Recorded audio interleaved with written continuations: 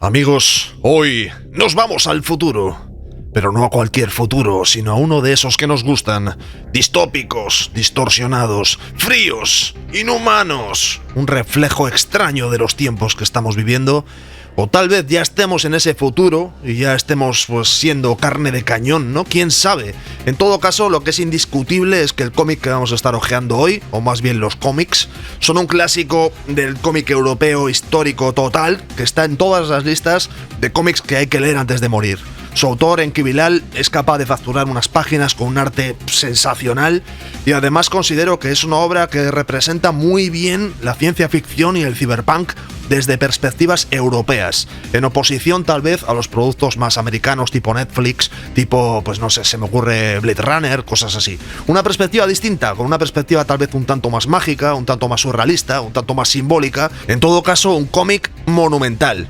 La historia que vamos a estar hojeando hoy se titula La Trilogía Nicopol y está facturada por Enki Bilal, clasicazo increíble, quedaos que os va a gustar seguro. Como siempre, yo soy Samuel M. Jackson con M de mitologías futuristas inventadas y estás en Cómics, Mentiras y Cintas de Vídeo, el lugar al que acudes buscando una paranoia espacial y acabas encontrándote una distopía paranoica. Venga, vamos. Nicopol. 3, 2, 1. Bueno, pues aquí tenemos el tomo, como veréis, la trilogía Nicopol, que consiste en La Feria de los Inmortales, La Mujer Trampa y Frío Ecuador. 3 partes que se publicaron originalmente como 3 álbumes. 1980, si no me equivoco, 1986 y 1992, creo, más o menos. Bueno, empezamos a ojear el tomo. Y aquí nos encontramos en la primera página una buena ración de algo que pasaba mucho en los cómics franceses de la época. Introducciones, como veréis, con una parrafada espectacular. Bueno, primer detalle, fijaos en los dibujos de Enki Bilal.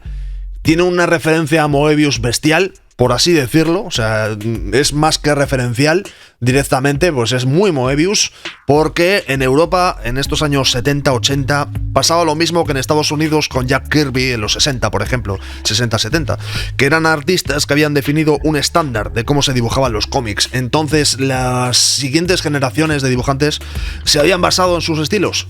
O sea, no era una vergüenza, por así decirlo, copiar o estar inspirado en el estilo de Moebius o de Kirby, sino que era una cosa normal, asumida por todo el mundo, porque era gente que había transformado el medio, ¿no? Vale, antes de nada, en esta introducción nos definen cuál va a ser el marco de la historia en la cual vamos a entrar. Y para esto hay que tomar en cuenta factores que son muy importantes. Enki Bilal, el autor, el gran autor de esta obra que estamos viendo, es un tío súper interesante que nace en los 50. Es un tío que nace en Belgrado, o sea, en plena época de tensiones internacionales, políticas y demás. Él nace ahí en Belgrado y muy jovencito se marcha a París a vivir. Claro, resulta que vive básicamente siendo un adolescente, mayo del 68, todo el quilombo, la tensión que había con la Unión Soviética en proceso de descomposición, pues eso, esa Europa que era un polvorín político bestial, que poco después además tendría la guerra de los Balcanes, ese rollo, ¿vale? Entonces es inevitable que en esta obra no haya mucho volcado de lo que eran las preocupaciones políticas, que es algo que tiene que ver también con lo que os decía en la introducción, de reflejar un poco un concepto cyberpunk europeo versus el concepto más Netflix, digamos, más norteamericano.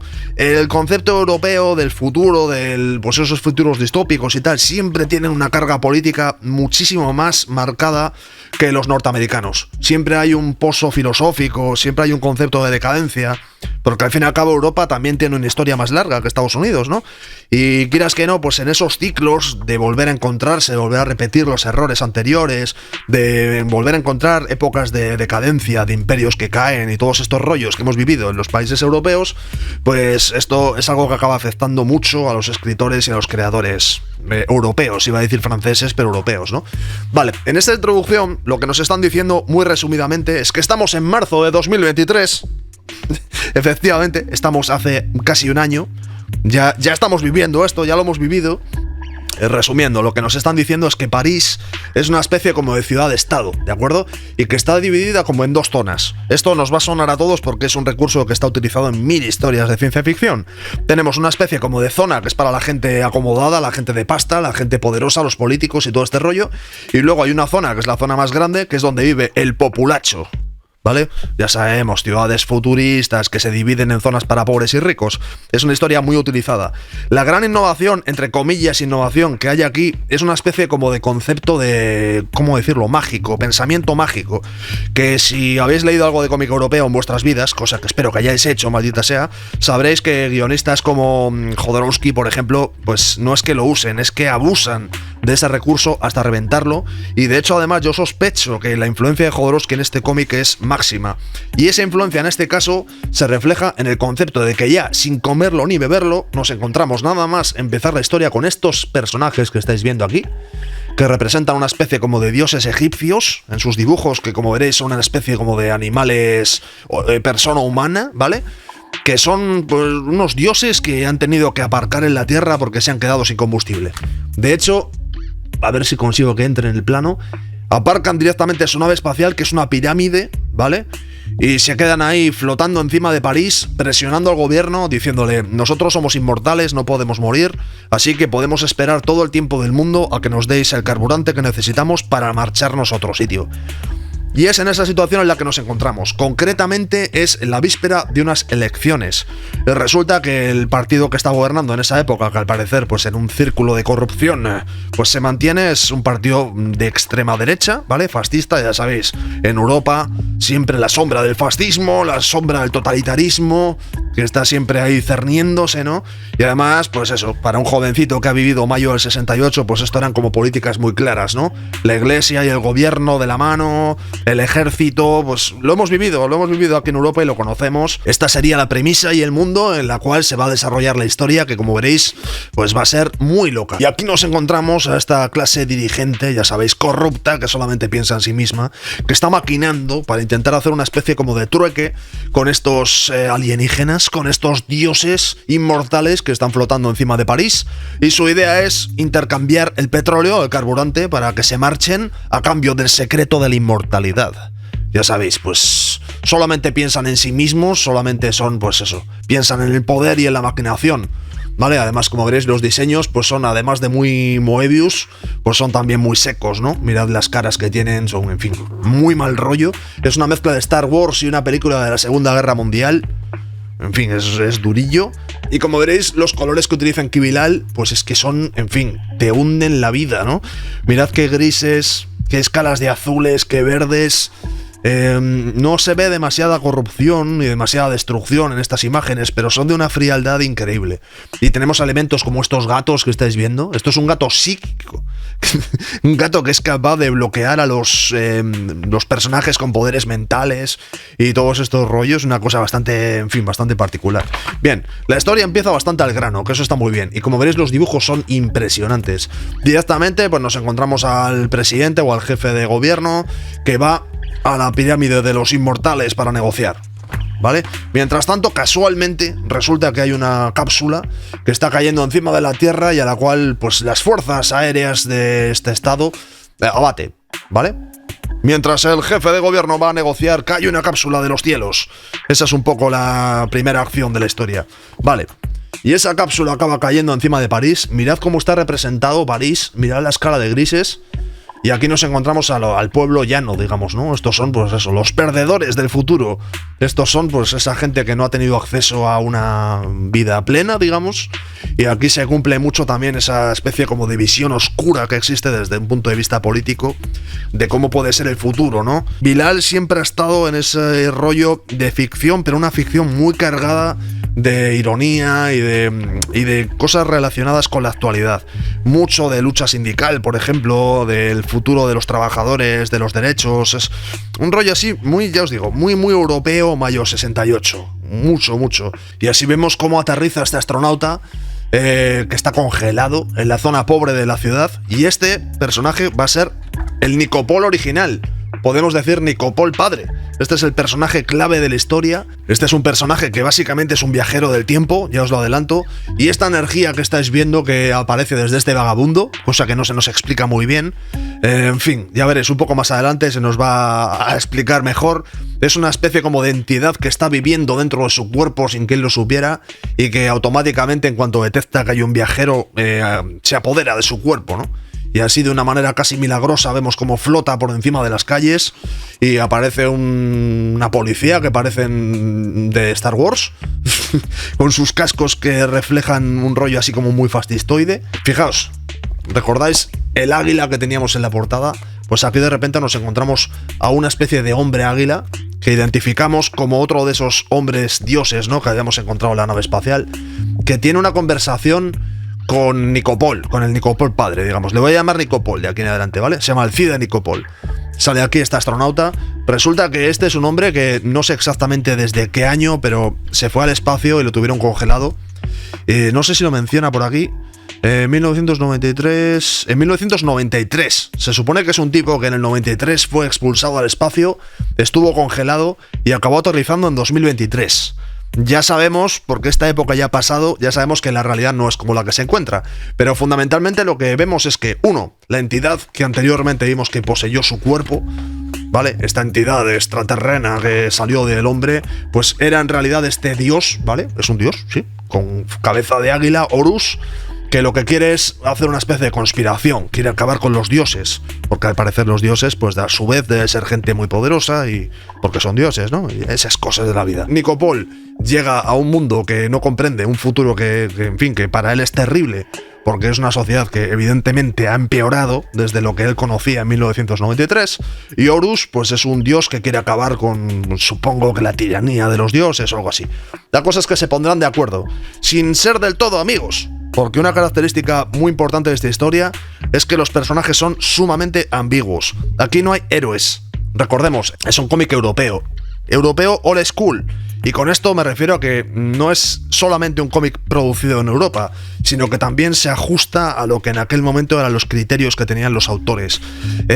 Muy poco heroico, muy poco hollywoodiense. El personaje no es en absoluto un personaje de acción.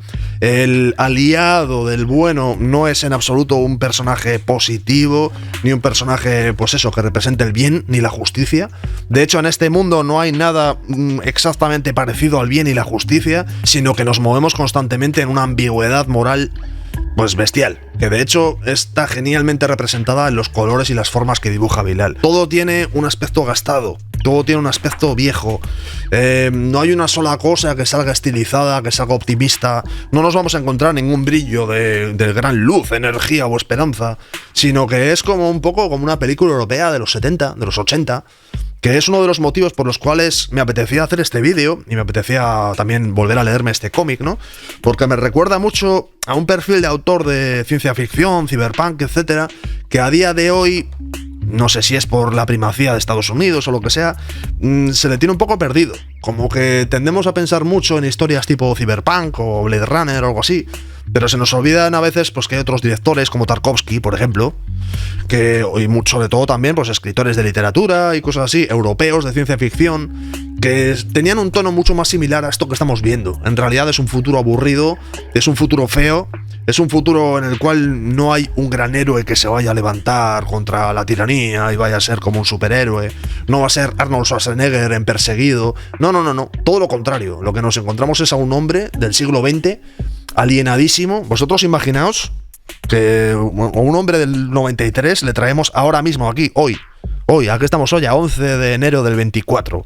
Pues el hombre no sería muy distinto de este Nicopol, Alcide Nicopol, que vemos caminando en un futuro en el cual no entiende nada, pero lo único que siente es que está fuera de su época y que las cosas pues que solamente han empeorado, ¿no? Como veréis por el camino, pues muchísima más referencia visual al totalitarismo, a la militarización, al uso de la estética comunista también, todo está mezclado. Ya sabéis que Europa en esta época políticamente era un polvorín, mucho populismo. Mola mucho porque todo es muy Bilal, todo es muy Bilal.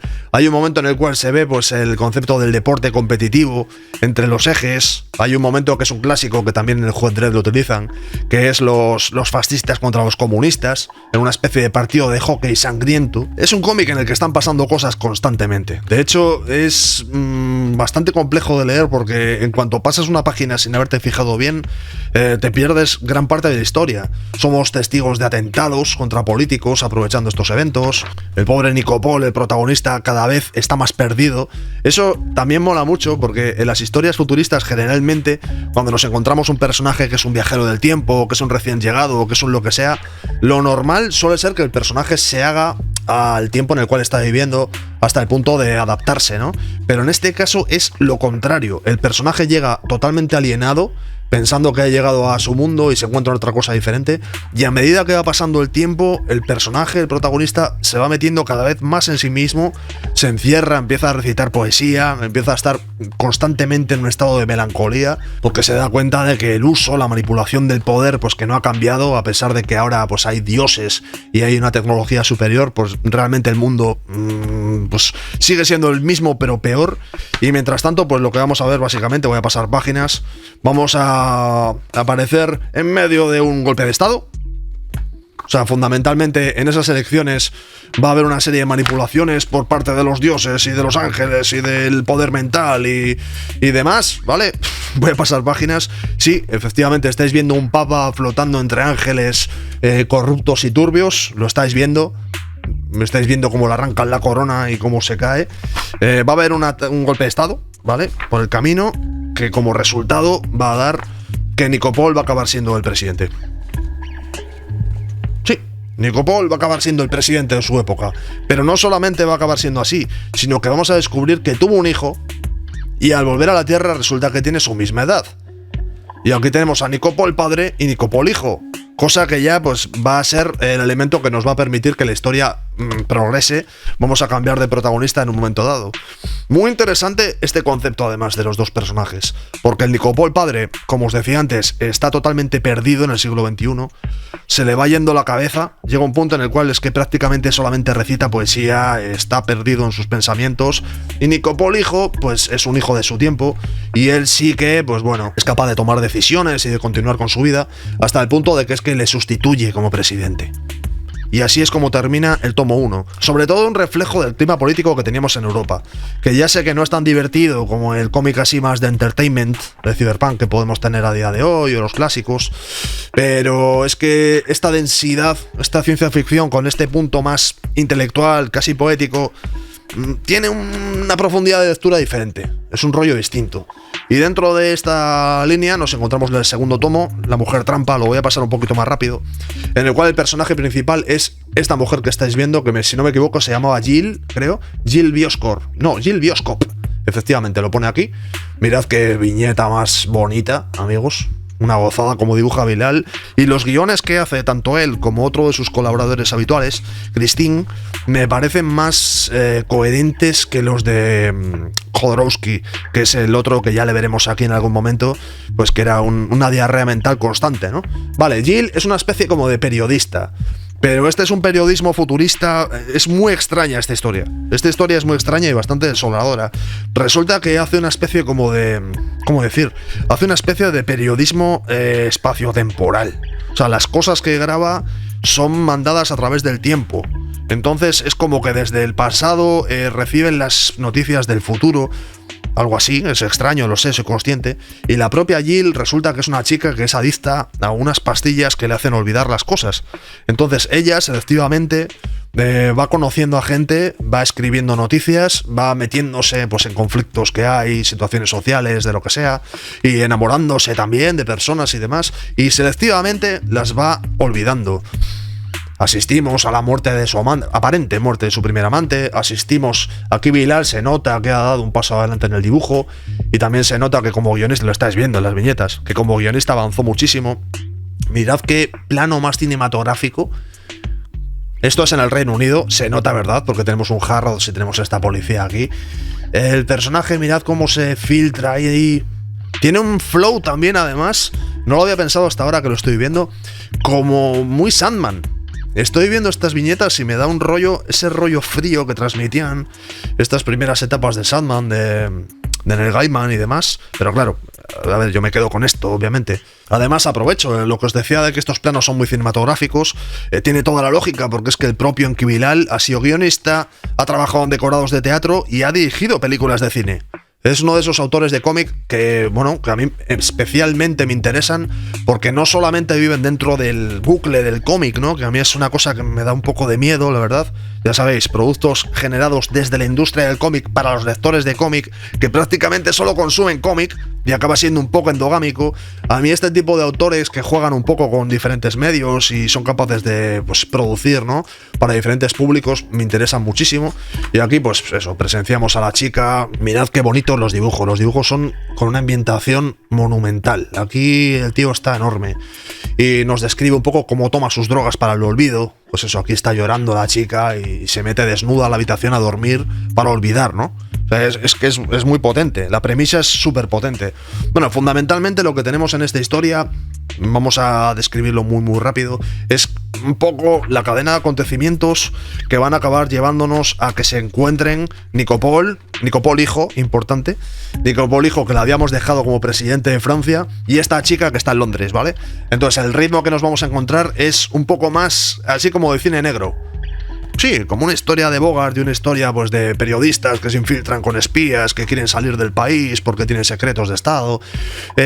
Funciona como un tiro, funciona increíble. Dentro del ambiente gris, dentro del ambiente monótono, el ambiente realista, pero al mismo tiempo como de un sueño que tiene la historia, funciona monumentalmente bien. Funciona muy bien. Además, las conversaciones que tiene situaciones tópicas y típicas de películas, por ejemplo, estas conversaciones de cafetería, en las cuales pues el hombre quiere seducir a la mujer y también quiere la información y demás. Y la mujer, pues como tiene amnesia selectiva, se va dejando llevar de un punto al otro. La verdad es que, fijaos aquí, pues como veréis, hay asesinatos, hay conspiraciones. La chica va a acabar, aquí estamos, yéndose de Londres. Pero la cosa es que finalmente, como es obvio, los personajes protagonistas acabarán conociéndose en una situación evidentemente francesa, así con un rollo muy de conversación de Nouvelle Vague. Es que es fantástico, ese rollo de ciencia ficción, de cyberpunk, de Nouvelle Vague, de género negro, es que tiene una mezcla de elementos increíble. Mirad la representación del plano con los dos personajes teniendo una conversación y al mismo tiempo el plano, por así decirlo, astral, donde se ve que el protagonista está siendo poseído por el dios, ¿no? Y en realidad es el dios quien está tratando con la mujer. Es curioso, es curioso. Mirad qué plano, chicos, potente, ¿eh? Y más o menos irá cerrando la historia, por lo menos esta segunda parte, en que los dos se van juntos en una especie de avión por encima de las pirámides. Es un final así como bastante abierto y bastante normal, digamos, entre comillas, en el cual pues teníamos a dos personajes muy diferentes y muy opuestos que al final se acaban encontrando. Es una historia de amor salpicada de política, salpicada de conspiración, y hasta cierto punto es el capítulo más normal de la trilogía. Hasta cierto punto, porque el tercer capítulo, que nos viene ya matizado con estas ilustraciones fantásticas. Este tercer capítulo ya es directamente donde la historia se cierra, se nota que está hecha años después. Como veréis, Bilal abusa mucho más de la ilustración, bien utilizada. Además lo justifica haciendo que haya una especie como de película que se está grabando mientras estamos leyendo la historia. Es como que juega con diferentes planos. Entonces, si los planos parecen cinematográficos, pues es porque es la intención original. Y aquí es donde ya Bilal pisa el acelerador a tope y empieza a cerrar círculos y a abrir otros. Y bueno, en este tramo final de la historia ya nos encontramos a los personajes bastante perdidos. Estamos en 2034 y recordemos que la historia empieza en 2023. Así que, bueno, pues lógicamente nuestro protagonista ya se mueve sobre los 40 años, tiene una cierta ahí reminiscencia, así como de un rollo de edad mediana. Aquí mirad qué viñeta ahí donde se mete en un vagón con animales. Sí, animales, ¿qué le vamos a hacer? Animales. Mientras va buscando su vagón y, como no, en el vagón en el que entra hay una mujer, ya sabéis, francesada total, pero muy aderezada por magia, ¿no? Con los animales, con las enfermedades, con los virus, con pues, la locura, ¿no? Y con estas ciudades locas que van apareciendo. Y en esta parte la historia se vuelve sumamente extraña. Nos encontramos eso, que vuelven las conspiraciones de los dioses. Y el Nicopol padre acaba de boxeador, en una especie como de boxeo ajedrez bastante extraño, mientras su hijo acaba viajando por una especie de África y teniendo que pasar por pasos de aduanas. ¿Veis lo que estamos viendo ahora? En los cuales observan el nivel de pureza genética que tienen los personajes, ¿no? Que es un poco el filtro que tienen para dejarles pasar. Y así es como el cierre, más o menos, pues se va mostrando, ¿no? Poco a poco vemos que una vez más vuelven a estar los dioses por allí. Recordemos que Horus, esa especie de águila que se apodera del protagonista, que es un poco el motor de la historia, pues es un dios rebelde que, como son inmortales, pues no pueden matarse, así que lo único que pueden hacer es encarcelarse, encerrarse y demás. demás, entonces eso como que mueve un poco el círculo de la historia, ¿no? Mientras tanto, pues una vez más, las relaciones entre personajes, el personaje del Nicopol padre y el hijo, que es como que se van acercando y hay un punto en el que parece que se van a encontrar definitivamente. Conversaciones, Horus dice que finalmente que va a abandonar a la Tierra, y por el camino nos encontramos con Jill, la protagonista del capítulo anterior, que resulta que no recuerda a nadie, pues porque resulta que es una yonki de la amnesia. En fin, cosas de la vida. Los protagonistas se encontrarán, aunque no serán exactamente ellos, ya que ella pues tiene una amnesia brutal y él pues resulta que no es el hijo, es el padre. Bueno, cosas de la vida, se pone confuso. Bien, la cosa es que finalmente presentaremos un poco el que es el momento tal vez culminante de la historia, en el cual en este abrazo de dos hombres que vemos aquí nos encontramos que es algo así como la reconciliación de los dioses, que aquí sí que sí se van a marchar del planeta después de haber estado, en fin, haciendo sus cosas durante un montón de tiempo. Poesía, dioses, pues ya sabéis, futuros distópicos, todo muy hermoso, muy bonito. En todo caso, ya os digo, una historia que es que os la he intentado resumir y no hacer mucho spoiler, pero es que es tremenda. Es tremenda sobre todo por lo que os decía antes, que no hay ni un rasgo de heroísmo. Los personajes son ambiguos, los personajes solamente piensan en sí mismos, la supervivencia es lo principal, también está la curiosidad, sí, la curiosidad por saber más y demás, pero lo que nos encontramos principalmente son personajes que van a hacer su vida, que tienen una especie como de sensación cotidiana, hasta el punto de que tampoco viven el peligro. Las cosas extraordinarias, como estáis viendo aquí, la escena del vagón, suceden sin más. No nos vamos a encontrar planos ahí mega espectaculares ni páginas dobles. Es un cómic francés, no hay páginas dobles, pero lo que es a nivel de ambientación y demás es un cómic que es que merece la pena. Tal vez leerse los 3 tomos de una tacada no sea lo más inteligente, porque la sobrecarga de información es monumental, pero a nivel visual, a mí es que Bilal, con estos azules que utiliza y estos tonos, a pesar de que tal vez las caras que dibuja no son las más expresivas del mundo, ya por sacarle una pega, a veces es un poco monolítico en cómo dibuja las figuras, en las caras, que a veces son un poco demasiado rígidas, pero es su estilo, su manera de hacer. Espero que si no lo habéis leído o si no lo conocíais, que os animéis a leer sus cómics porque merecen mucho la pena. Es cierto que son exigentes, que requieren cambiar un poco el chip y entender que vas a leer un cómic europeo hardcore. No es un cómic europeo de los que se hacen actualmente, que son buenos pero son ya otra cosa, sino que es un cómic europeo old school. Entonces, igual que cuando vas a ver una película antigua tienes que cambiar un poquito el chip para poder disfrutarla y meterte en la peli con sus complejidades y sus ambigüedades y sus partes con un ritmo más espeso, pues a este cómic le pasa exactamente igual. Ahora, si aceptas sus condiciones y te metes en su ambientación, pues es que como veréis, estas viñetas es que son oro puro, amigos. Son tristes, son frías, son oscuras, sí, lo son, pero por eso esta historia es tan buena. La trilogía Nicopol, y lo de siempre, si os ha gustado, si no os ha gustado. Imagino que este vídeo no será un gran éxito, porque los vídeos de cómic alternativo europeo no suelen serlo, pero bueno, si queréis hablar de este tipo de cómics en un futuro, si se os ocurren cosas que comentar, ponedmelo en comentarios y ahí tenemos un poco de conversación.